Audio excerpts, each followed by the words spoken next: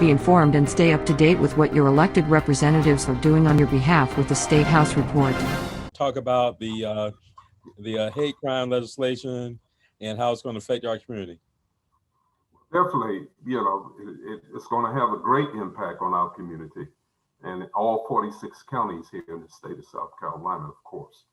The bill itself, it sort of mimics my good friend, Wendall Gilliard, who's a lawmaker in Atlanta, Georgia. He sought me out about 4 months ago, and he and I became good friends. We started doing what lawmakers don't do across borders these days. We actually started networking because he had heard about my plight, me and Representative Beth Bernstein, Representative Gilda Cobb Hunter, Representative Thig Penn, and of course, Pat Hennigan. We were on this mission to make this thing come to fruition. Now, everybody knows that Mother Emanuel, back in 2015, which sits in the district that I represent, we knew that we had to be set out on a mission to make this thing, this bill become law. And I'm sort of elated in a way to say that it looks like that's the possibility now, because it took a big milestone for what happened today, okay? And in actuality, it passed third reading.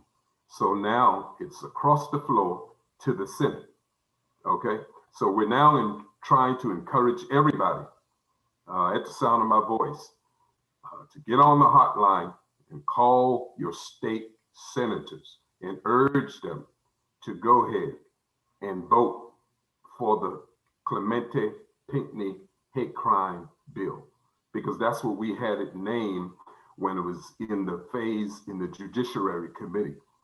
I suggested that to show as a badge of honor, and everybody know who the senator was and his great works, and he will be forever connected to the other 8.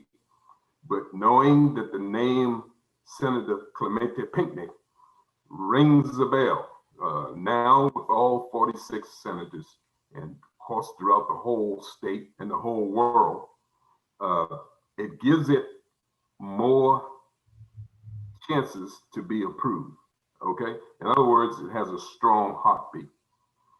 And I think that this method and this process will work its way through the Senate, but when the business world unites with our constituents, because that's the method we use in the House, all 124 of us, okay? But now it's to the Senate with 46 senators, of course.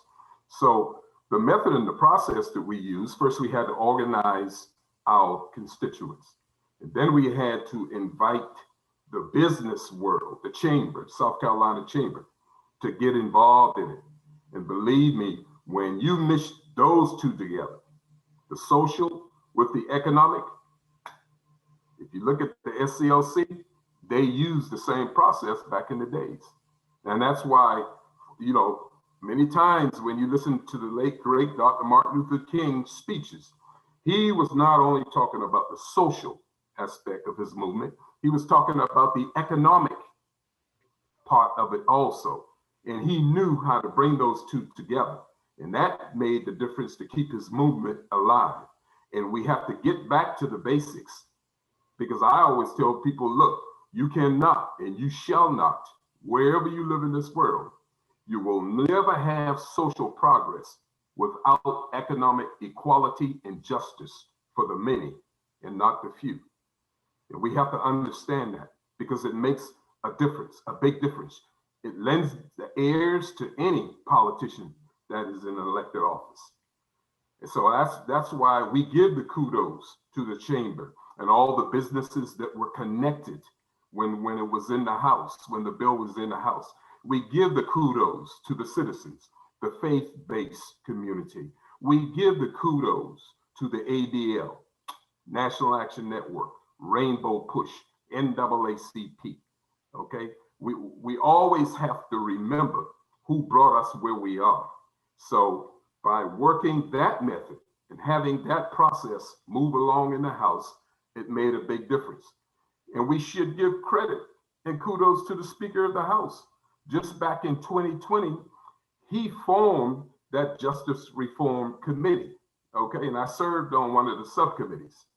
And when he did that, he charged us to come up with a language that both sides, the right and the left, can agree to as it pertains to the hate crime, and we did that. So he was earnest in his attentions, and we should always remember that. And to Representative Newton, who is the chairman of the Judiciary Subcommittee, because their involvement, it says volumes how we should work across the aisles to have bipartisan support. Because when you look at the House, we're in the minority. And just from this recent national elections, guess what? We lost 3 Senate seats in the Senate. So we are in the minority now over there.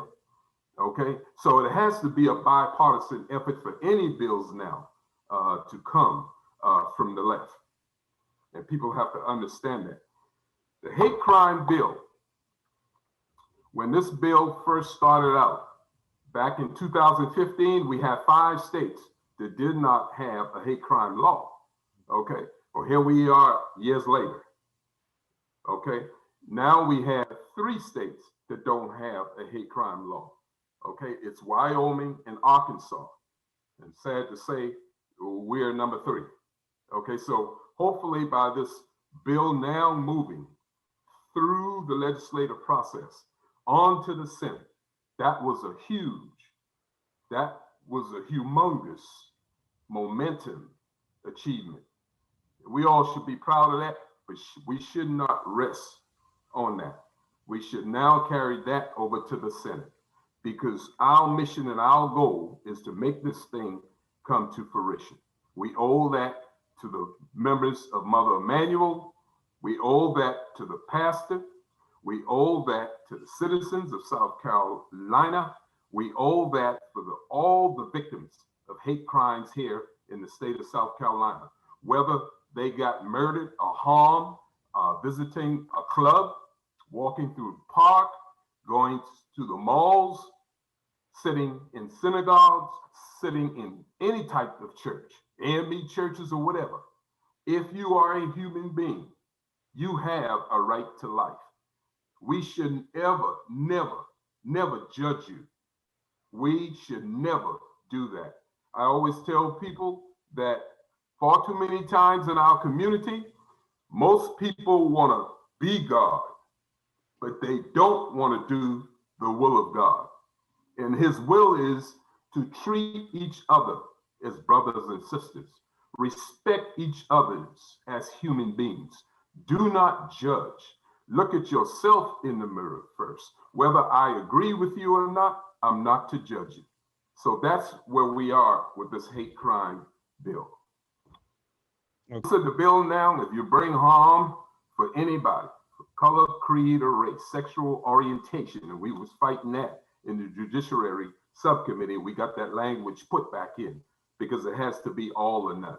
Okay, we stuck with the criminal part. You know, if you bring harm for those reasons, then you'll receive up to 5 years and $10,000 max. That's what we call having teeth in this bill.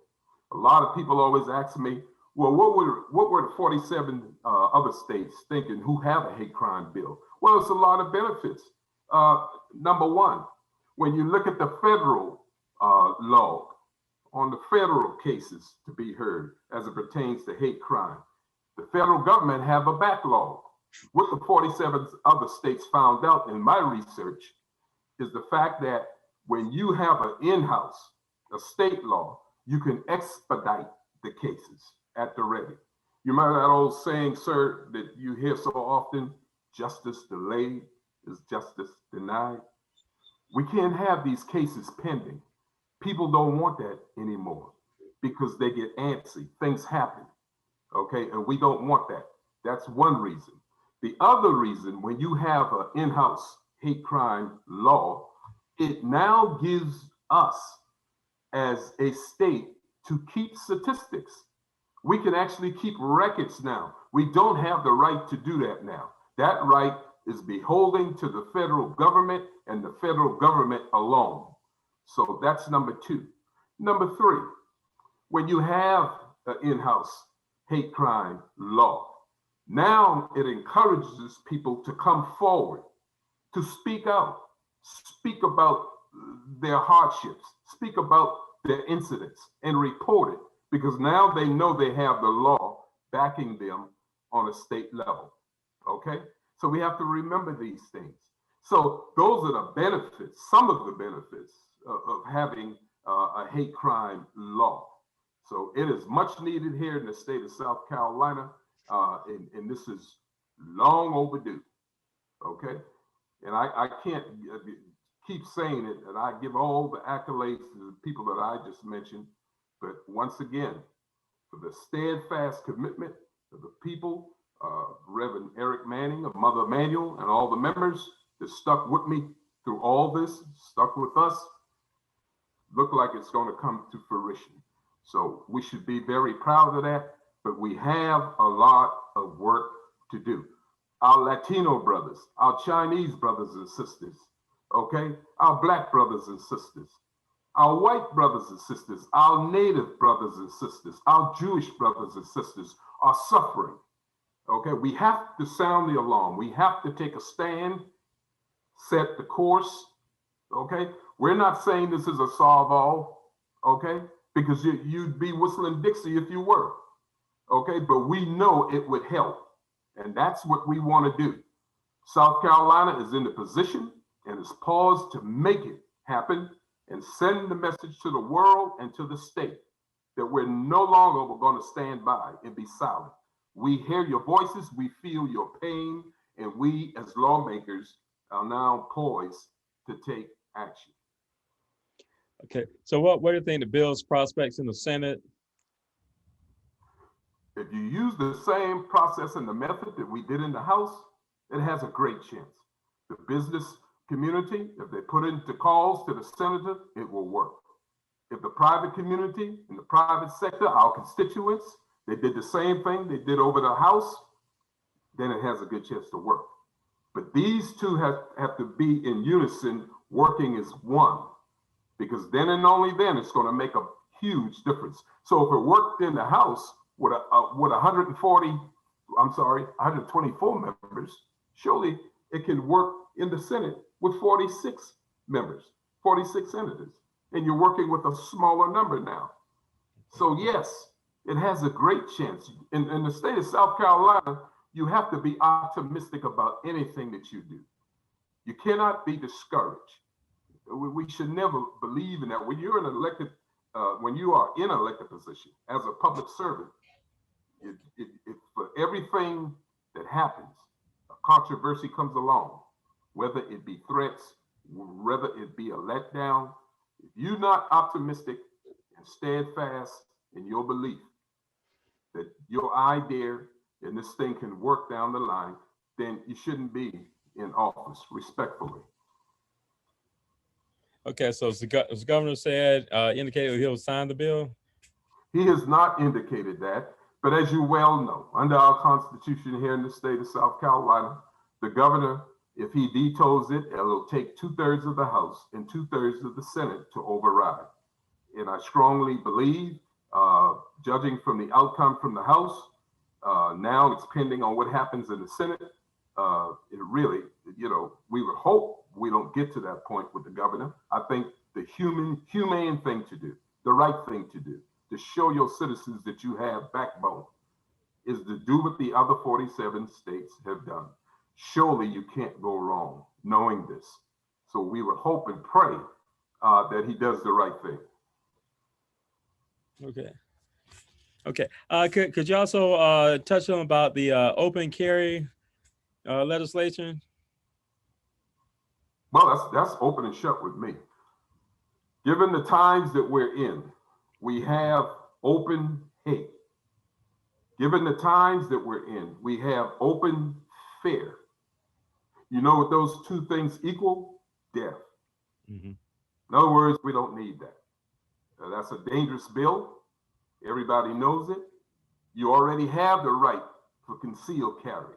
Mm-hmm. Why would you want people to see what you're carrying?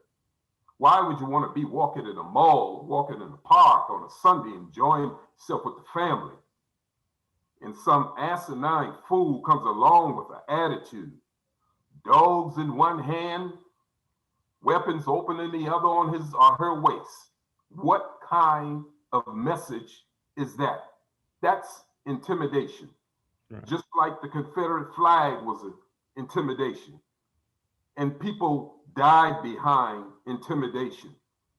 We are treading on dangerous grounds. And this people must know. If you believe for a moment that a gun strap on your side exposed is going to bring you some sort of security, then believe me, you're whistling Dixie. Okay, it's going to bring you harm more than good. And statistics shows that. Okay, these are some trying times we're in. We need leaders with backbone that should not be afraid to stand up for the many and not the few and talk the truth. I always tell people, you look around this country, you look around this state, people are to stop operating in fear. I don't need any guns. And if I have a dog, it's because I'm a dog lover. Okay, this whole stigma about Black people or people of color being afraid of dogs is so wrong. Okay, and I'm not saying everybody's like that, because they truly have these pets because they're pet lover, but I know that for the most part, people are having dogs out of fear. I don't give ground to animals because I don't fear animals. Okay, so this thing about open carry, we got the perfect storm. So be ready. Okay. Yes, I think that's wise advice for everybody. Well, like to thank you for your comments and your information about what's going on in the State House, and thank you for participating in this series. And believe me, the Democratic caucus is working hard. The Black caucus is working hard under the leadership of Pat Hennigan, the Black caucus. Okay, so I just want people to understand that we work in unison, we work as one, but we need the people and the business community always on our side. Okay, so I give credit to our minority leader, Todd Rutherford. Okay, and we should get behind him as one.